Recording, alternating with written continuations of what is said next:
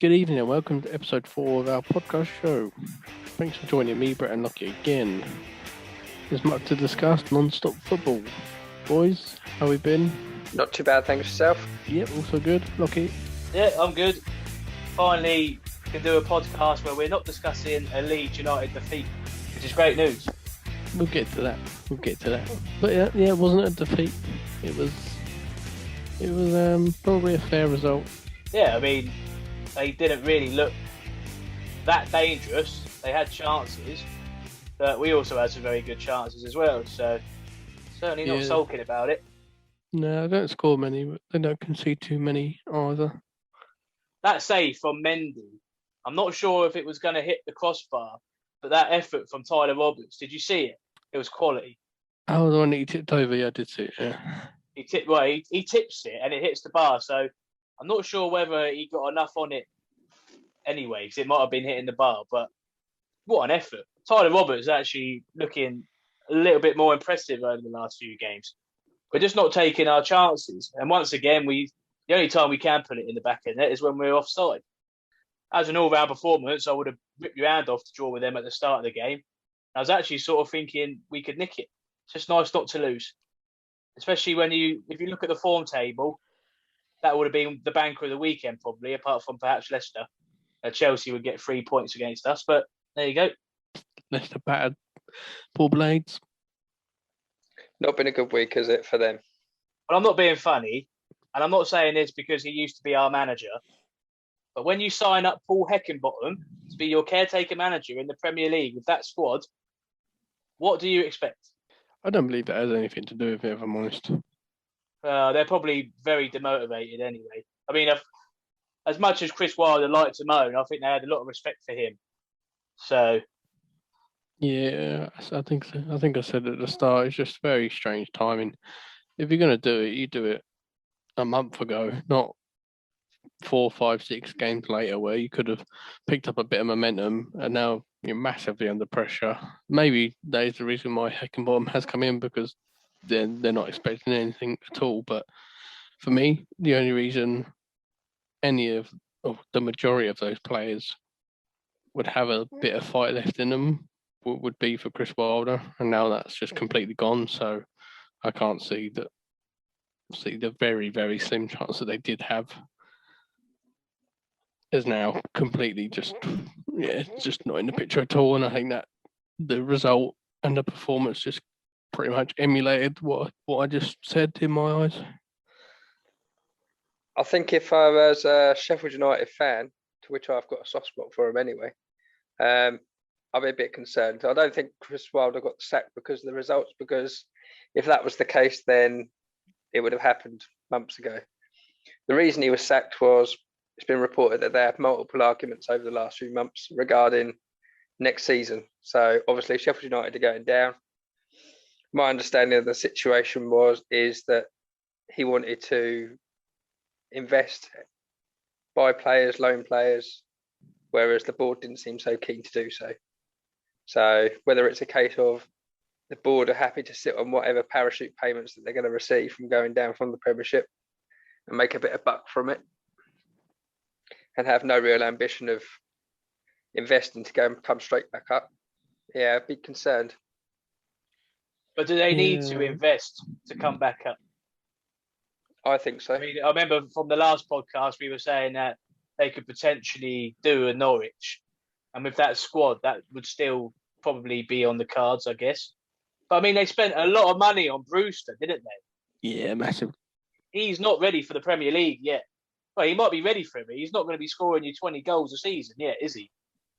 Maybe eventually, but in the Championship, he'll get loads of goals probably. I mean, he got quite a few last season for Swansea, didn't he?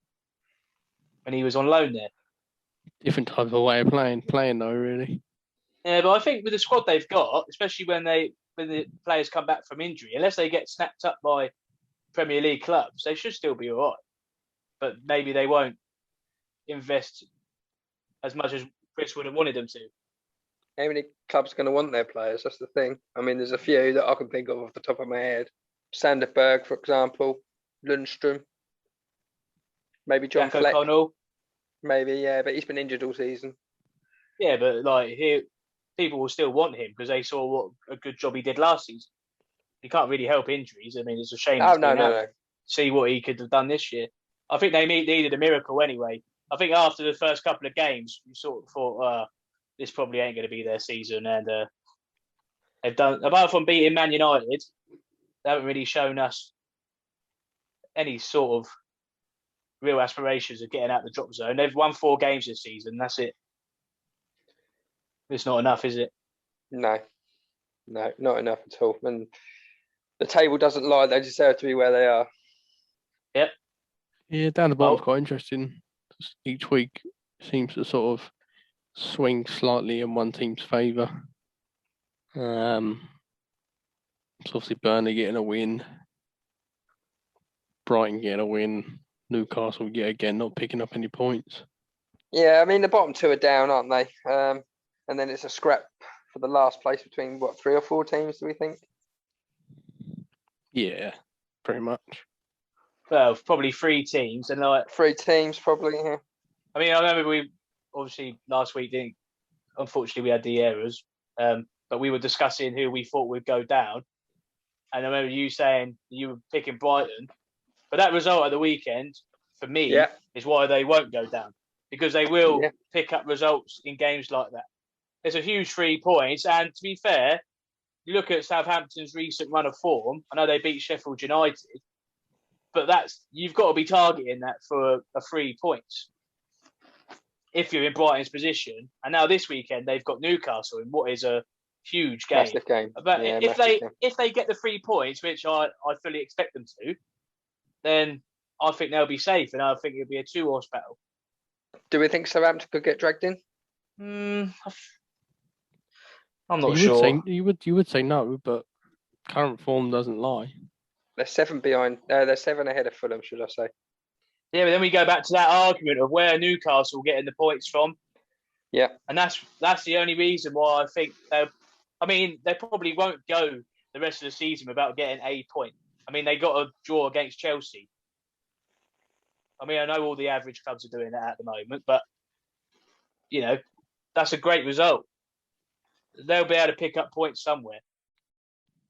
And obviously they beat Sheffield United last week, but I'm not going to say every team to play Sheffield United is going to beat them, because we still got to play them, and then that'll probably mean we lose. But don't want to do that. They're just shocking. They are really bad. So yeah, I think Southampton will be fine. They've still got the cup as well. That they can get into the semi-final. They've got a chance of that. So they've got Bournemouth at the weekend, haven't they? They have. Yeah, they have. Bit of a... I probably wouldn't even say Burnley's in it, to be honest. No. Well, what I would say about Burnley, Everton won Burnley 2.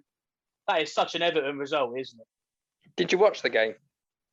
No, I've seen the highlights. I mean, Burnley are not well known for scoring goals. I was looking into it earlier, and they've only scored 2 or more goals in 7 games this season, like in all competitions. So to let 2 goals in against them in the first 24 minutes, you've got to have a bit of concern about that. But it's just such an Everton thing to do. You get a result. I know it was a few weeks ago now. You get a result at Liverpool, and then you just start dropping points for fun. They've always been very inconsistent, haven't they, Everton? But I mean, I watched the game, and I don't often watch Burnley games because they're not great to watch, are they? Let's be honest. But I watched it anyway. I gave it a chance. I watched it. It was a really, really good game, to be fair. Everton started slowly. Burnley took the lead. Dwight McNeil with a terrific goal. But yeah, it was a good watch. But yeah, like you said, Everton, you just don't know which team's going to turn up. I know they got a few injuries. I think they're missing Decore a bit in the midfield. But it goes back to depth again. I think a few players go out for Everton and their standard drops considerably. It's the one time that you probably say a Burnley game was end to end, which you very rarely say. Again, missing players, as you just touched on, is clearly becoming quite a big factor for a lot of teams. Obviously, James started off quite well and just sort of just gone a bit off the boil. Cavalier obviously scored, but had a very, very dry patch. And yeah, Decore, just off the heart of the team, really, to some degree. So Alan's not been back too recently, but just too inconsistent. And Whether they can stick in the European spots is there to be seen. I mean, the teams below them, Spurs 1 point behind them, and Liverpool 2 points behind them. But again, they're just as inconsistent anyway. So they've only got to find a little bit of form. Yeah, I mean, a few wins gets you up the table, doesn't it? Anywhere in the table. I mean, anywhere from second down to 20th. Well, 20th, second down to 17th, should I say? Yeah, pretty much. I didn't really rate West Ham's performance too much. I watched first half, but it was a pretty boring game. Yeah, it was just very comfortable for United, wasn't it? Like, I was watching it and I was just thinking, they're going to score soon and then that'll be game over. I mean, I was hoping it'd be 2-0 because that's what I predicted, but Greenwood decided to hit the post a couple of times instead. But yeah, they just never really looked like scoring. I mean, I know they had a couple of chances, but United just looked really it was a very comfortable 1-0 for me. Did United really look that good though? I think they struggled to break them down. Yeah, it's not that they look that good. It's just West Ham did not offer a lot. I mean, I know Bowen had a chance, but they, I know they beat us 2-0, but they've not been that impressive in the last few games. Yeah, Gary Neville touched it at the time. He literally said the words that he was worried that Antonio would become isolated, and that was exactly what happened. Didn't get on the ball, couldn't get up the field, so nothing was going to get produced. They went there not to lose. Pretty much. They had no ambition of going to win the game. Just show it. As soon as their team selection came out and they decided to go with a defensive player instead of playing Ben Rama or Lanzini, then you just knew that they were just going there not to lose. They had no interest in going to try and win the game. It's not what you expect to see from a team that have openly said they want Champions League, because perform like that in the next 10 games, they're not getting Champions League. Yes, they may go top 6, but they just, as I said, it just didn't show much ambition. They didn't look that threatening. And from what I was watching, I only really watched the second half, but it just looked comfortable for United. And United are going to take that result all day because they just want to get the points to the board so they can, cement second or third. Yeah, definitely, they're definitely going to be in the Champions League, aren't they? Yeah, I think so. The 1-0 wins. Yeah, I think you just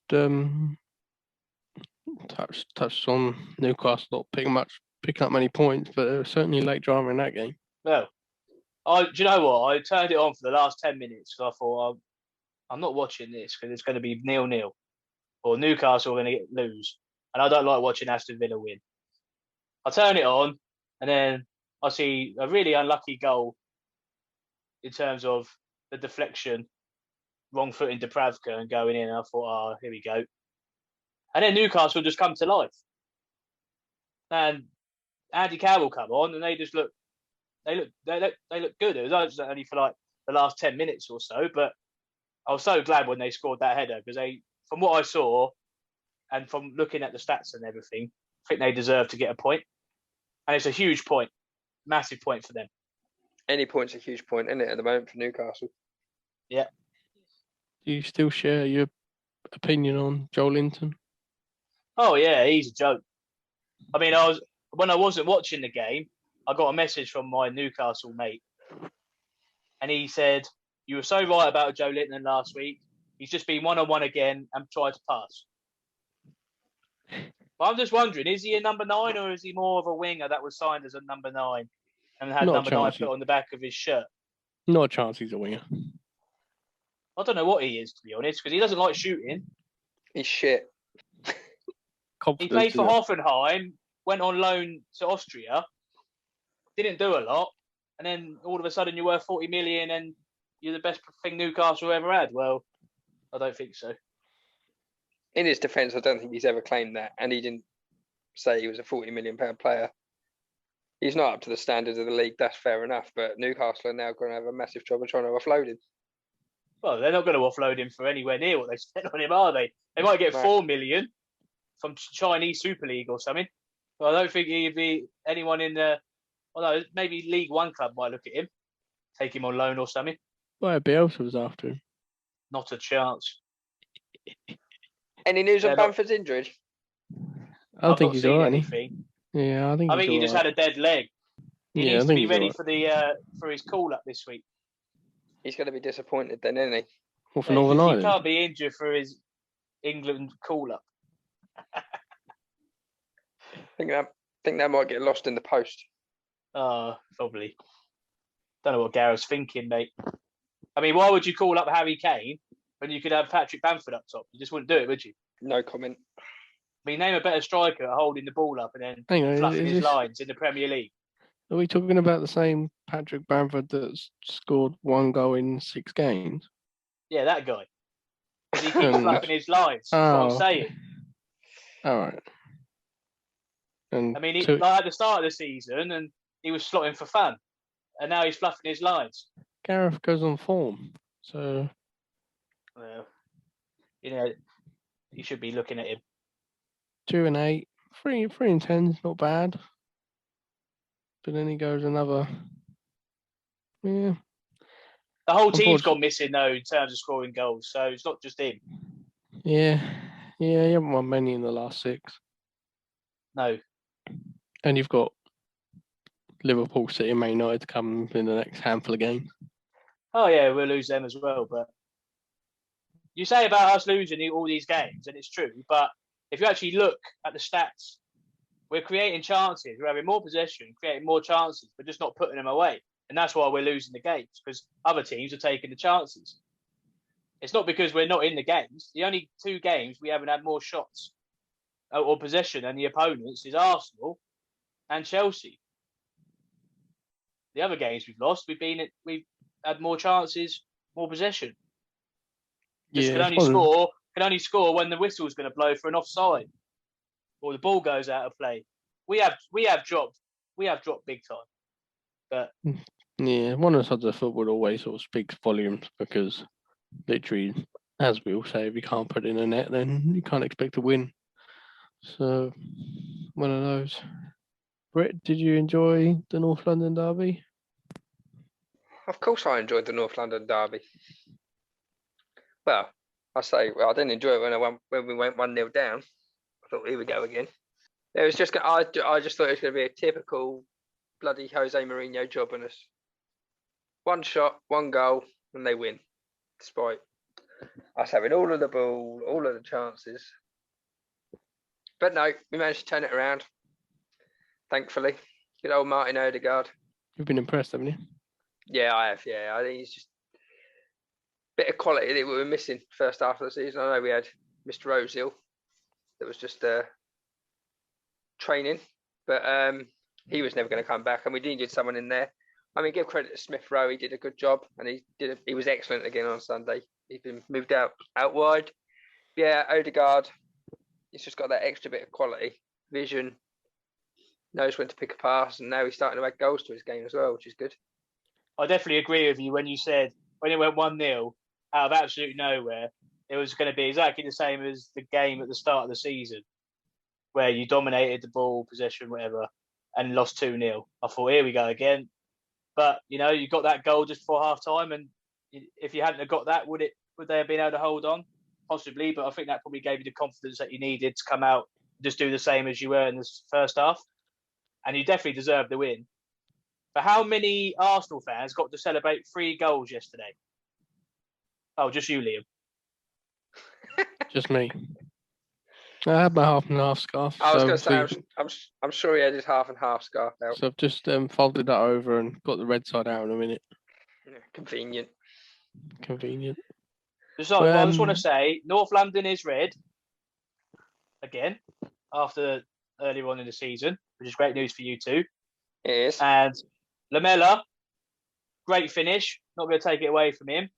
But the best goal you've ever seen? Come on, mate. Oh, give me Mr. a break. Redknapp. Give me a break. I've never heard such biased punditry from a bloke in all my life, apart from Jermaine Genius last night. Did any of you see that either? That was just ridiculous. What is it with these TV channels and putting these Spurs biased pundits on there? Jamie Redknapp comes out and goes, it's a foul. There was contact in the area, but I don't think it was a penalty. Give me a break. And as for best goal ever, best goal ever in the league, in the Premier League. It's not even the best goal ever scored in the North London derby, let alone best goal ever scored in the league. Jesus Christ! It was Tekker's. Yeah, great finish. Don't get me wrong, but just a smidgen of an over-exaggeration there. But what do you expect after his defence of him against Roy Keane? Anything good they do is the best thing in the world. It's just a joke. It's not the best goal you've ever seen, Mr. Redknapp. Come on, mate. Just set the record straight, you're not having it. Not having what? Anything that Jamie Redknapp said. No, it's ridiculous. Ridiculous. It is ridiculous. For him to say it's not a penalty, I bet if that was the other end and it was Harry Kane tumbling over, crying his eyes out, I bet he would have said it's a definite penalty. But because it was the other end, oh no. I wasn't happy with my mate Kane. Your mate Kane? No. Once again, just getting away with something that he shouldn't be getting away with. Oh, he's a thug, isn't he? But he won't get punished for it because he's England captain, so he gets away with whatever. He can wait for someone to jump in the air and take him out mid-air. It's not a foul, it's just clever play. So he was getting frustrated, so Gabriel kicked it down the line. He shoved his forearm in there and knocked him flying. But no, nothing gets done, and nothing gets mentioned by these pundits either, conveniently. No, it's all over social media and stuff, but it's never really brought up where it should be brought up. And that's quite a shame. No, it's a shame. It won't be brought up because how dare they say something negative about Tottenham Hotspur or an England captain? It's just not allowed. Quite frankly, it's ridiculous. Well, you got the bragging rights, guys, so you should be happy with that. Yeah, overall, the result was correct. They did absolutely fuck all. Apart from the last 10 minutes where we nearly tried to beat ourselves yet again. Yeah, we always like to bring fear into the fans of our hearts of our fans, so it wouldn't be the same. What I am pleased about Eric Lamela, while I'm on the subject, the fact that best ever goal scored in the Premier League will bring every time it gets mentioned now, it'll also get mentioned that he got himself sent off in the game as well. So that's tarnished that a little bit. Can you name the other player to score and get sent off in the North London derby? Adebayor. Correct. And did he lose that game? They lost 5-2, didn't they? They did. See? I didn't even research that. That's just knowledge. Pick that out of the air. That's another player I don't even like, Adebayor. Is that because he scored for Man City and then ran up the other end of the pitch and celebrated in front of the Arsenal fans? Yeah. What a legend. I could say something, but I don't think it's suitable for our podcast, so I won't say it. PG rating this. And what we didn't have really, I know we had 1-0, but didn't have any sort of really major ball draws. I didn't see much of Palace West Brom. Did anyone see much of that? I gave that a wide berth and missed that, I'm afraid. I've seen the penalty incident, and it is 100% a penalty. I mean, how he hadn't given that before it went to VAR, I'm not entirely sure. But, yeah. I'll tell you what, though, Sam Allardyce has run out of time to resign and save his never-to-be relegated record. Mate, as soon as he come in, everyone was going, oh, Big Sam's in for West Brom now. They'll be safe. They'll be fine. Not convinced. I said all along, he's not going to be able to do it. They haven't got the players. They haven't invested enough. They haven't even got an out-and-out goal scorer there. Like, you need that in the Premier League to be able to stay up. They're just not good enough. Herrera's, he's good, but how many Premier League teams would he get in? Maybe half of them. He'd get in a few, I think. I think he'd get in a few, but... Yeah, he'd get in a few, but he wouldn't be getting into the higher teams in the league, would he? No. And they're just very average. And they're one team that could go down and maybe not come straight back up. See, I think the opposite. I think they will come straight back up because they're one of these yo-yo teams that's not good enough for the Premiership, but they're too good for the Championship. As we're seeing with Norwich. Yeah. Yeah, I mean, they could, but they haven't invested really at all, have they, this season? So I don't know what they were expecting. Nah, if Robert Snodgrass can't save you, he can. And their form dipped towards the end of last season. They only got promoted in the automatics on the last day. So they didn't even come into the Premier League in amazing form. And the difference in quality is massive. So I always thought they'd go down. Them and Fulham, at the start of the season, I would have tipped them to be the two that went down, with probably Sheffield United or Brighton. And all those teams are down there, but apart from Sheffield United, none of them have been anywhere near as unimpressive as West Brom. They got spanked by Leeds 5-0 and then went and lost 4-0 to Arsenal, didn't they? Yeah, I think we beat them 4-0. And that's with big saviour Sam at the helm. But didn't they get they got a draw at Anfield, didn't they? If I remember rightly. I think they did. They got a result there, didn't they? I think. Yeah, but that's not even a good result, really, because Liverpool lose at Anfield every week now. To be fair, at the time, it was a great result. Yeah, 1-0 away. Liverpool just got 1 at half time, so I mean, they can sort of maybe try and start to build and capitalise on Everton and West Ham. So let's wait and see. Not to get too excited about them, though. They're only away at Wolves. They should be winning that game, to be fair.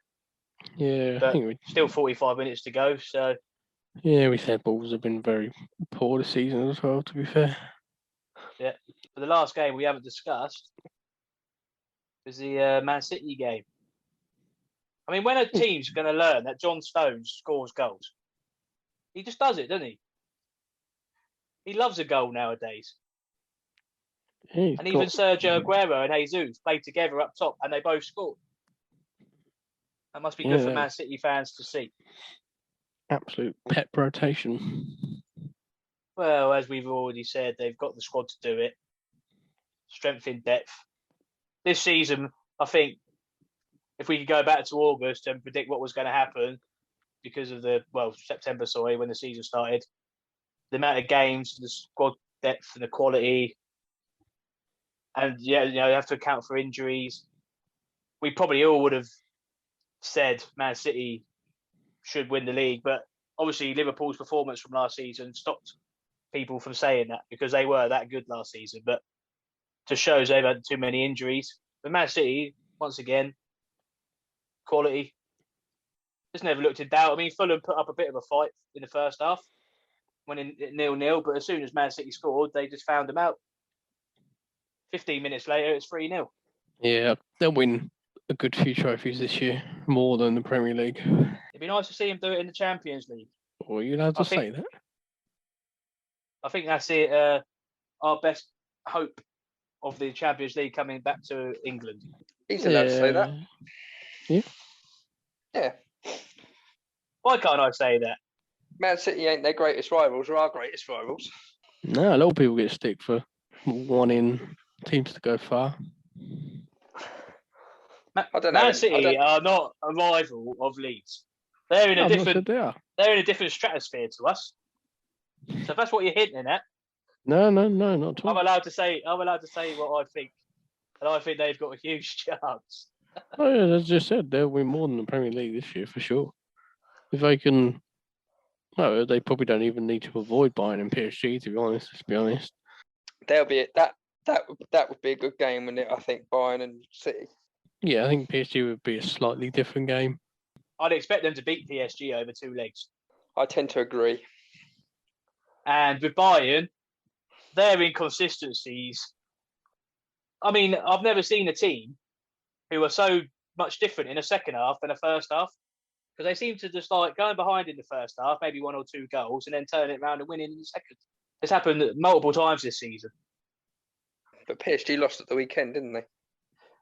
Yeah. I mean, have you heard what happened?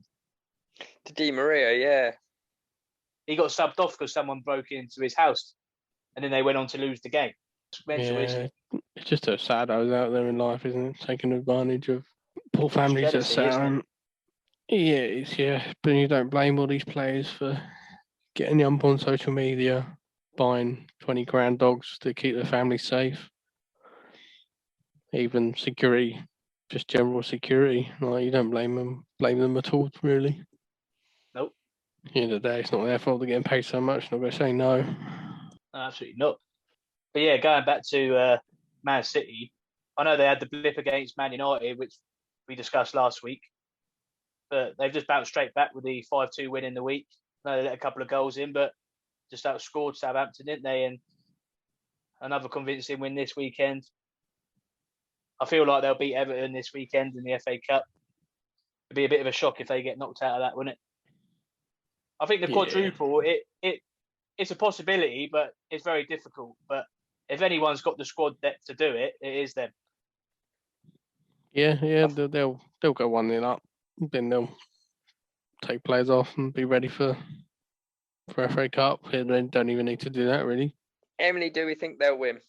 What game? No, trophies. Oh, sorry. 3? Yeah, I reckon 3 too. What one are we saying they don't win? I don't think they'll win the Champions League. That would be the one I say, because they've sort of got a history of bottling it in the Champions League. But I see the form of other teams in the Champions League, and I just think Man City have got the best form out of them all. And if they're going to do it, it needs to be this season, really. Yeah. If they don't bottle it and they can get to the final without losing any major players, then there's no reason why. But I mean, it wouldn't matter.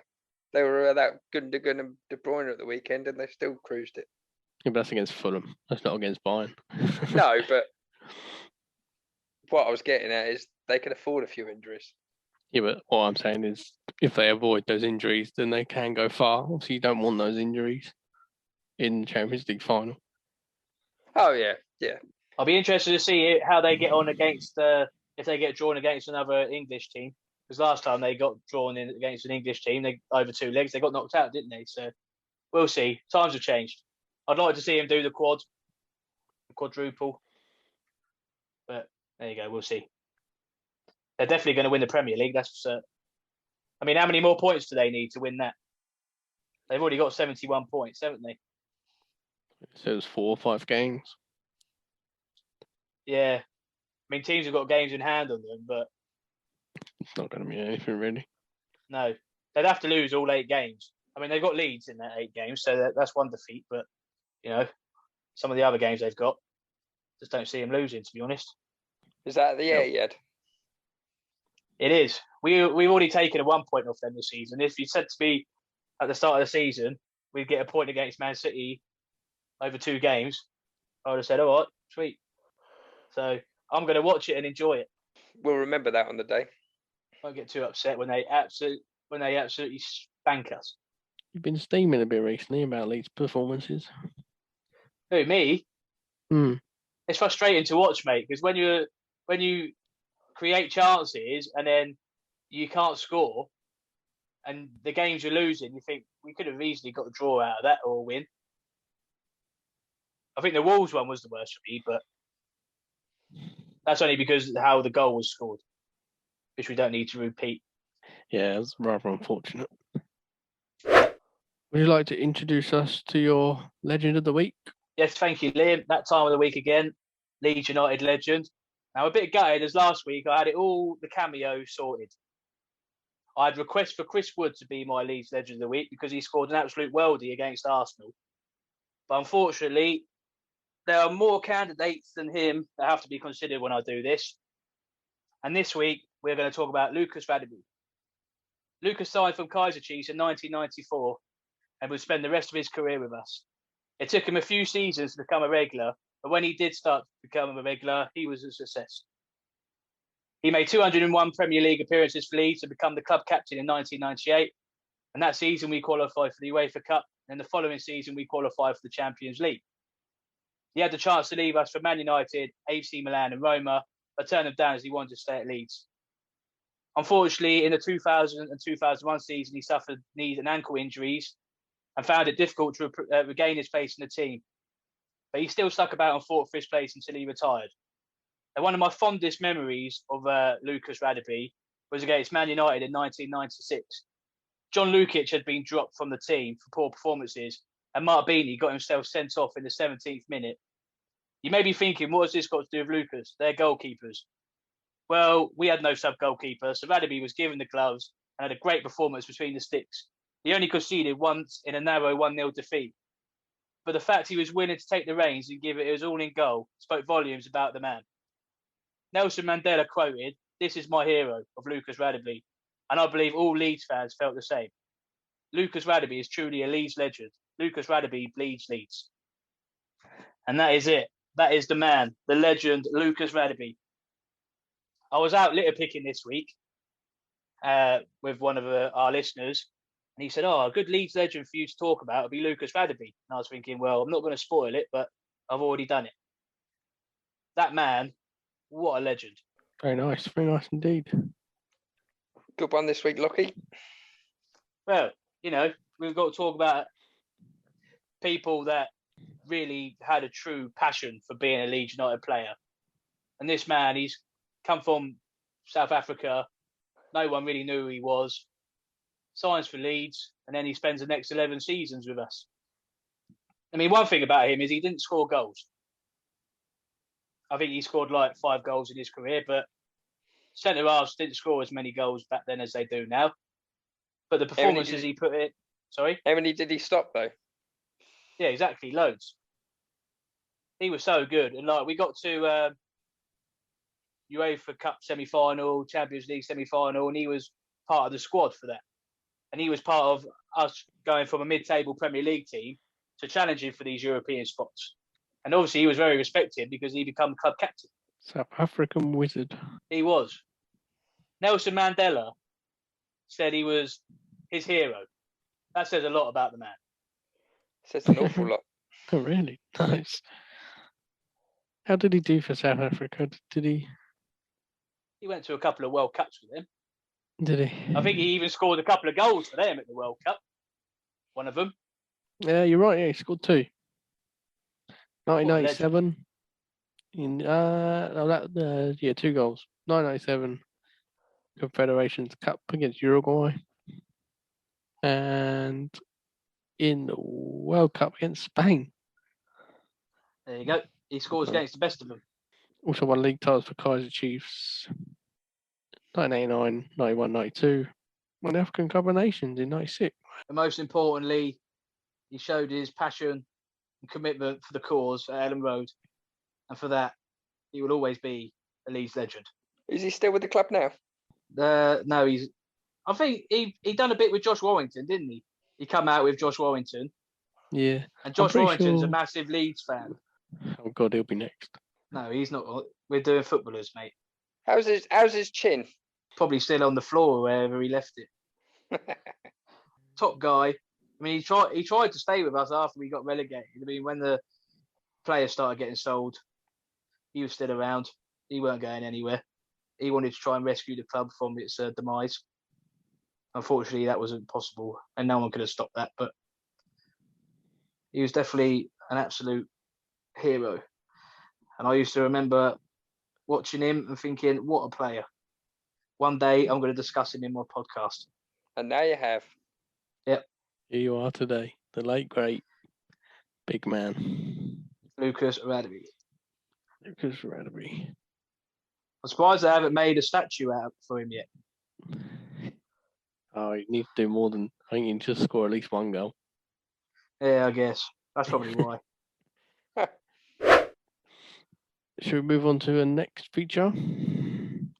Yeah. Let's do it. Right, so thank you again, everyone that has entered the last couple of weeks. We apologise once again. For last week, we had a few technical issues. Right, so scores this week. Right, so joint bottom this week. As per usual, start at the bottom, work our way up. Is Liam and Miles bottom this week? Liam's back to where he belongs. Back to where he belongs. He's gone from top to bottom. 2 points for them two this week. Miles, what's going on, man? I thought you knew your stuff. Lockie, I wouldn't. You don't have much room to talk, mate, because you and Sam are next on 3 points. All right, 3's better than 2, all right? 3 is better than 2. And I was a couple of goals away from having correct results in a couple of games. Oh, couple of goals there, couple of goals there. Couple of goals there. One fucking I was a bit unfortunate this week. I'll tell you what, our winner this week was a couple of goals away from not being the winner this week. So, you know. So, next on 5 points is myself, Chris and Dave Tyler. Next is Johnny on 6. And our winner this week, yet again, is Jordan. What is this guy doing, man? He must be able to predict the future. He doesn't know anything about football. With 7 points and 2 correct scores in that as well. So well done again this week, Jordan. Keep it up, mate. At least you can maintain some consistency, unlike one of our SuperSUBjects podcast hosts. Oh, What I would like to say to you, though, Jordan, is on the Facebook post, you said you'd laugh at me when Leeds scored, but they didn't. So I was right. So I've got that little bit to hang on to, bit of pride. But there's just too many dodgy results, man. Because, like, you know, I mean, the Everton's one, that's pretty standard for them to do. So probably should have spotted that from a mile off. But, you know, form table, Leeds, Chelsea, come on. I'm a massive Leeds fan. I expected us to win, but on the form table, you got to go for the Chelsea win, haven't you? But let's just spruce it up for this week. I'm going to spruce mine up a bit this week. And just to let you boys know, I've done an overall table for the 3 of us this season. So far, Liam and Lockie, you're on 16 points, and I'm in the lead on 18. I don't understand. There's only a few results, but it's quite tight. It's quite tight, yeah. Yeah, but Liam got 9 points in 1 week, so that suggests that he's actually really shocking and just got really lucky. He's got really shocking, but he got 9 points. Exactly. That's the highest score of the year so far, by the way. Yeah, luck. We've all had it. Moving on to this week. So it's FA Cup week. So I've included all 4 quarterfinals. Just to let you know that scores are after 90 minutes. So the games are as follows this week. Fulham at home to Leeds United. Bournemouth at home to Southampton. Everton at home to Manchester City. West Ham United at home to the Gooners. Aston Villa at home to Spurs. Chelsea at home to Sheffield United. And finally, Leicester at home to Manchester United. I'll read out my scores first, then I'll go to Lockie and then Liam last. So, sorry, Lockie, but I think you're going to get held. So I think it's going to be a 1-1 draw between Leeds and Fulham. I think Southampton are going to beat Bournemouth 2-0. Man City to beat Everton 3-0. Now, Liam, I hope you're sitting down because I reckon we're going to win 2-1 away at West Ham. Pardon? Yeah, I know. Well, I'm going to lose. So you know what that usually means. Yeah, exactly. I've also gone for a Spurs away win, 2-1, because I think Villa are really struggling without Mr. Grealish. Chelsea to beat Sheffield United comfortably, 3-0 at home. And I've gone for a 2-1 Manchester United away win. So, Lockie? Well, I'd just like to say, before I release these, I haven't changed them, but I did them before this weekend's action. And I'm starting to regret a couple of them. But I've gone. I couldn't go. I mean, Fulham have been in decent form, but I had to go for a 2-1 away win. 2-1 to Leeds. I just hope we're going to score some goals. That means home win. I've gone Bournemouth 1, Southampton 1. Everton 0, Man City 2. Now, sorry, guys. And as I said, I did this before the weekend, so I couldn't change it. But I'd love to change it. I've gone West Ham 2, Arsenal 1. Then I've gone Chelsea 3, Sheffield United 0, although that could be 7 or 8. I've gone Leicester 0, Man United 2, and Aston Villa 0, Tottenham 3. Okay. So I've gone 1-1 Fulham and Leeds. I've gone Bournemouth 1, Southampton 2, Everton 0, Man City 2, West Ham 1, Arsenal 1. I mean, our form is up and down like anyone, so I don't expect much. I'm not sure it'll be quite a hammering Lockie. I think it'll just be a bog standard like Chelsea 2, Sheffield United 0, 1-1 Leicester United, and the same. Don't rate Villa much at the minute, so my second team 2-0 Spurs. You disgust me. You continue, and it shall continue. North London is red and white. In Liam's eyes, yeah. He's my colourblind sense. Unbelievable. I mean, I'm just going to put it out there. I'm not changing it because, as you said, Arsenal are up and down. But if I could change it, I probably would change it to Arsenal not losing. But you never know. My gut instinct can be right. We'll have to wait and see. I think you should stick with what you got because I predicted we'll win, and we never usually win when I say we're going to win. So, that's true. Yeah, But I'm more I've confident now. I've gone head over heart. But only one of us can get the correct result in that game because we've all gone I was different. going to say, yeah, I don't think that's happened yet, has it? I don't think so. No, not that I can recall anyway. Come on, Lingard, get it done, son. Get it done. Maybe Saints. What do we go? Do you have a draw for Saints? I went 2-0. No one went for Bournemouth to win, did they? No one's that brave. Yeah, maybe that's on the cards. I bet a few listeners will, so that'd be nice. Well, I wouldn't because they lost to Barnsley at the weekend, so let's not get too ahead of ourselves. Oh, the Barnsley. It's making me feel so sick that they're in the playoffs and they're actually probably going to finish in there. They're the form team. The best thing now would be for them to have an absolute crumble and demise. Because now Mikey's like, ooh, we've actually got a bit of a gap now. Well, hopefully that diminishes very soon. How many games are left down there? Oh, there's still a few. They've got a 5-point cushion now, I think. They are in really good form, to be fair. Could be knocking on each other's door very soon. We'd love that in the Prem, wouldn't we? Oh, mate, I'd love to give them another hammer in like the last few seasons. Get them in there. When I say hammerings, I mean the first game we didn't score until in the 80th minute. Super Eddie and Ketia got the goal. And then we beat them 1-0, little own goal, which pretty much put us back in the Prem. So thank you for that, Barnsley. There's 10 games left, and they've got a 5-point gap. And to be fair, out of the teams below them, I don't see any of them overtaking them. I don't think they can't look up though. I don't think they can get second. I hope not. That would be disgusting. That would be so. I'd have to come off social media for about a year and a half if they got automatic promotion. This season's as up as down as many, so there's plenty to play for. Yeah. Hopefully Cardiff can start winning games again. Yeah, they've been off form. As we've seen Bournemouth off form a little bit. Well, they let. I don't know if you guys follow the Championship, but the goal they conceded to Watford right at the end, it's a free kick. Dylan Phillips, I don't know what he's doing. He's gone to try and punch the ball, and he's just completely missed it, and then they've lost. No, I didn't see it.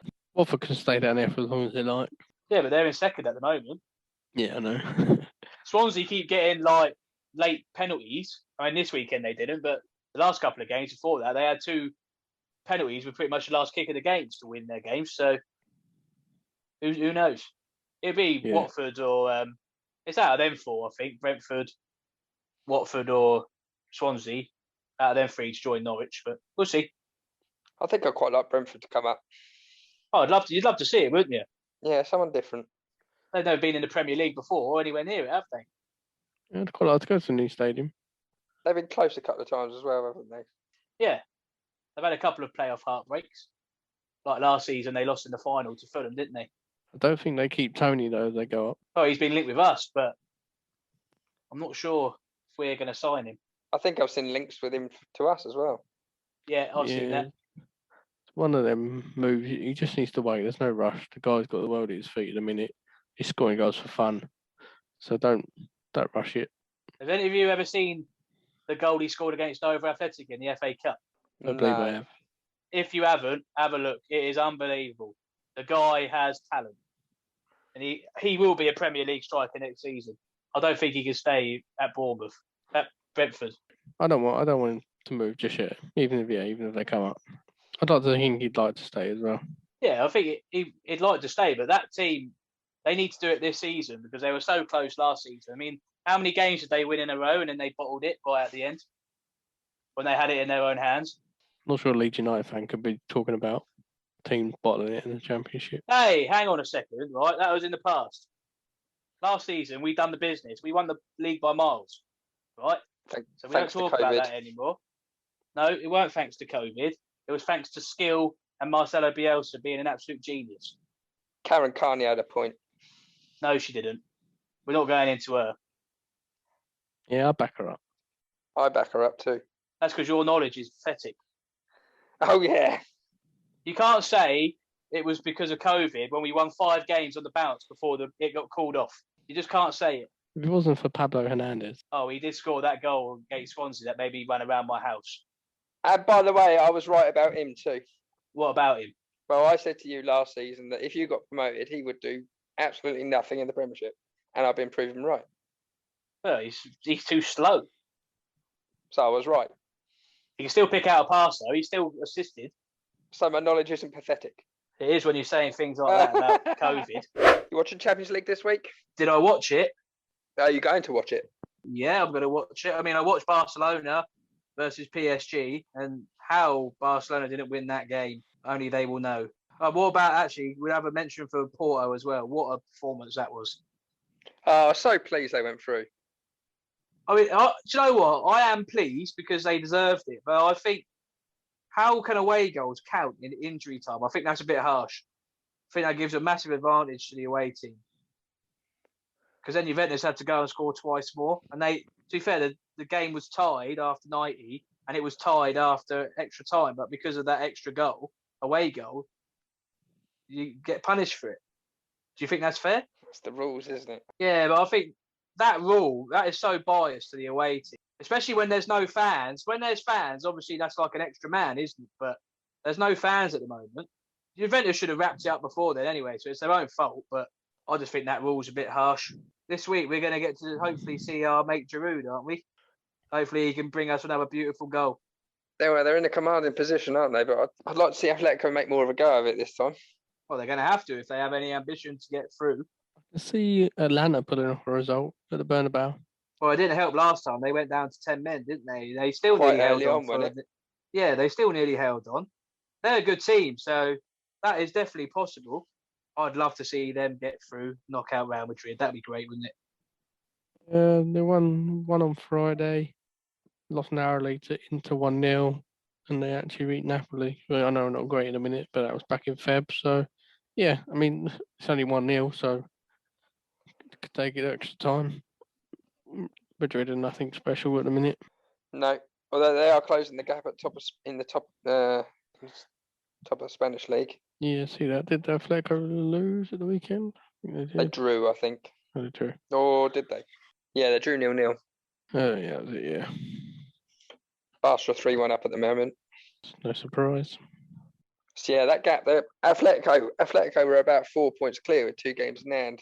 But if Barca win tonight, if they hold on tonight, Barca, they'll be 4 points behind with the same amount of games. So You're starting slowly to give it a touch up the top.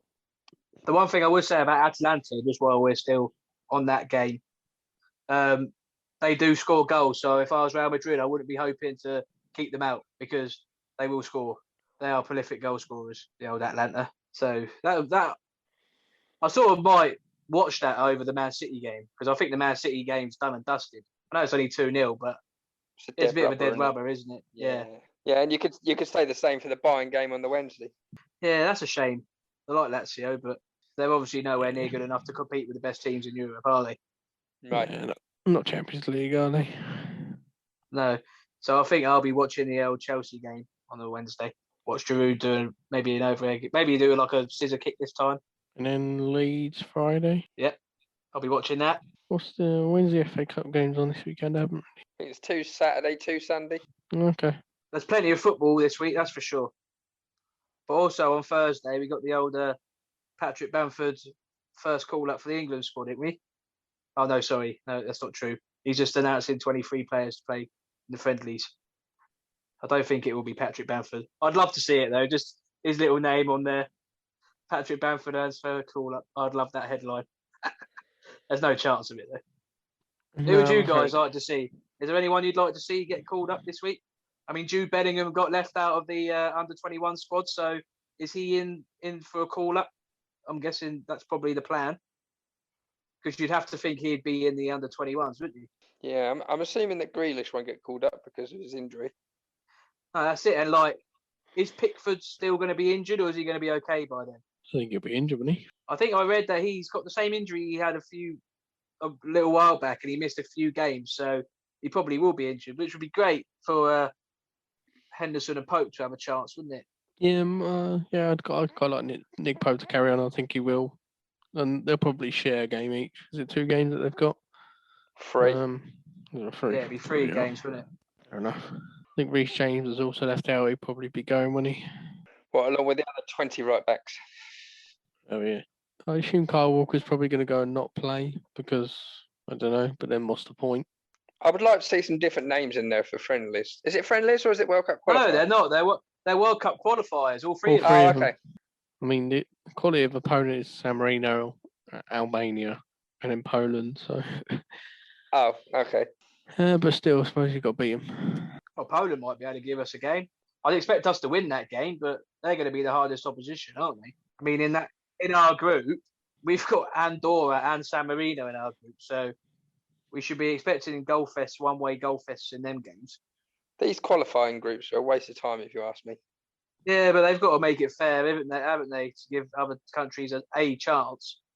I mean, a very slim 0% chance, but still a chance. Hungary might be able to get a result against us. Yeah, potentially.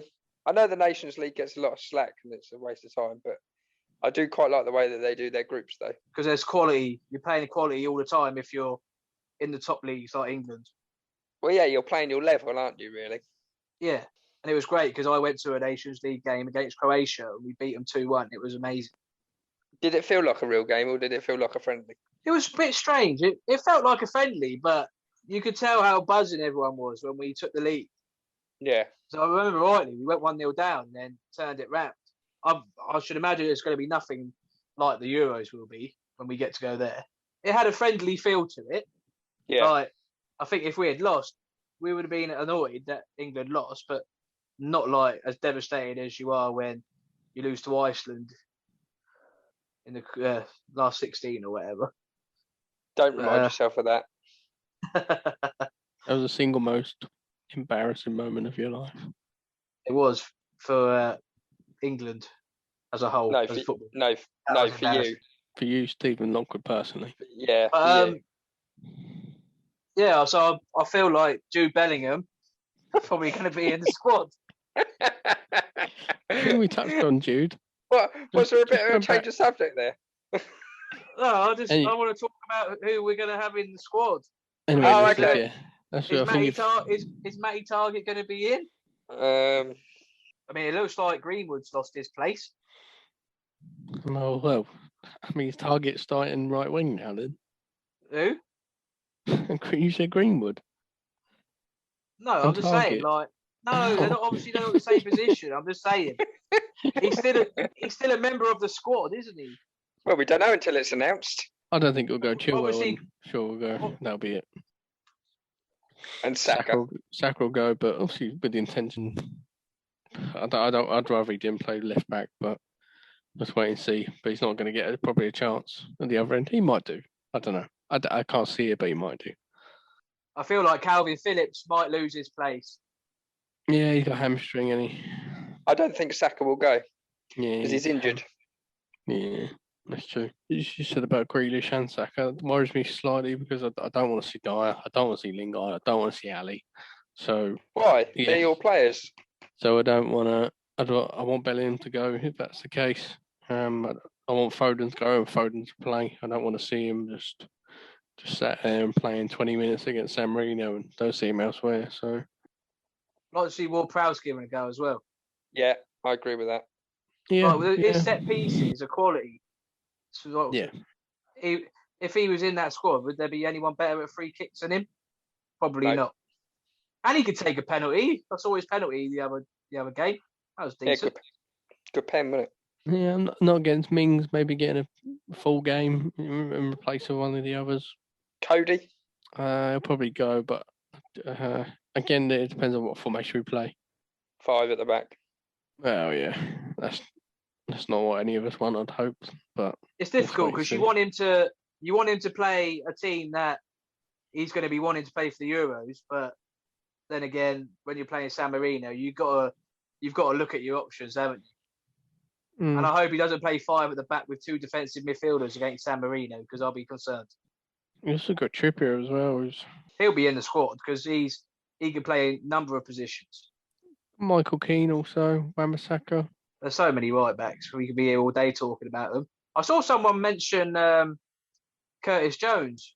Should he get a call up? But he's in the under-21, so he won't be in there. But he could be an option for the future, for sure. don't know if James Maddison actually gets picked for the squad, the actual summer squad.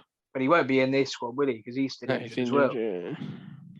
Got a lot of injuries. Good job Harry Kane's still there scoring goals, isn't it? Good old Harry. Didn't score at the weekend.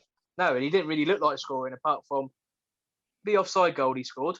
But that's because he didn't really touch the ball for much of the game, did he? No. Nah, he wasn't great, to be honest. He was probably their best player. I mean, Lucas Moore did well, but he didn't really do anything. If you had to choose between, like, I don't know, obviously we've got the forwards that are pretty much nailed on: Kane, Sancho, Rashford, Sterling. Then you've got probably Calvert-Lewin that's going to go. Don't know how many you can actually take when you've got obviously Abraham, Ings, Barnes, Watkins, Hudson-Odoi. I mean, if they're any under 21s, I suppose, then it's not likely to go, are they? Really? Nope. I don't think any of them will go. No. So yeah, I suppose there's your Kane, Sancho, Rashford, Sterling, Calvert-Lewin, Grealish, Foden, Saka, I suppose. Can't argue with that, really, can you? Sort of leaves Maddison at home. That is a shame because he is quality, but you just can't argue against Foden and Grealish. No, yeah, those are the two that need to be playing good minutes and can change games. I know that we touched on it very first episode of different players to some degree, but we can rely on Grealish to produce moments, constantly be involved, where you can always rely on Foden to be in and around and trying to make something happen that others can't, i.e. Ali and Lingard. He's the future, isn't he, Foden? There's no two ways about it. He is the future for England. Yeah, we can't waste it. He's too good. So get him in, get his teammate Mr. Stones in, centre half. I wonder how many goals he's going to score against San Marino. There's got to be at least 2, hasn't it? What, Stones? Yeah, well, he's scoring goals week in, week out in the Premier League now, isn't he? Pretty much. So he's going to be doing it for England, surely, against the postman. I'd like to see him play in all the games for England, to be honest, but obviously you've got to think about how tired they are. They still need a rest, so who knows? Just having a quick look at the old schedule for the Euros, and obviously by the time the semi-finals come around, there shouldn't be any restrictions. Touch wood. No, but for us to be able to go to see England, we'd have to finish second in the group. Yeah. So if that happens, and we get to the semi-final, then happy days for us because we'll get to watch England in the semi-final for the Euros. You can maybe finish third. I don't know how that's working this year. Has that ever happened before? Is that like the highest placed third team to the highest placed third team? Is that how it's working? That's how Portugal won it, didn't they? Because they finished third in their group, didn't win a game until the semi-final, and then won the whole thing. Yeah, so, I mean, it'll be a delight for us to get to see 2 England games. Yeah, well, I think when I looked, because I have looked before, but it was ages ago now. I'm pretty sure if we finish first or third, we won't get to see England in the semis. But if we finish second, we do. I could be wrong with that. There's 2 games here where the third team from each of the 4. How many groups is there? There's 1, 2, 3. There's 6, isn't there? But our group D is in both of those, so it's in two of the options. So whereas like B so is it would only depend one. on the results from the other groups then. So A and D are in both of those games, but E and F are in one, and C and D, B and C are in the other. So yeah, there's a chance. I'm not convinced we're going to finish third anyway, to be honest. No. I think second's still probably not that realistic. First should be the target. Yeah. But I mean, as I said, I'd take second and to get to watch us win in the semi-final all day.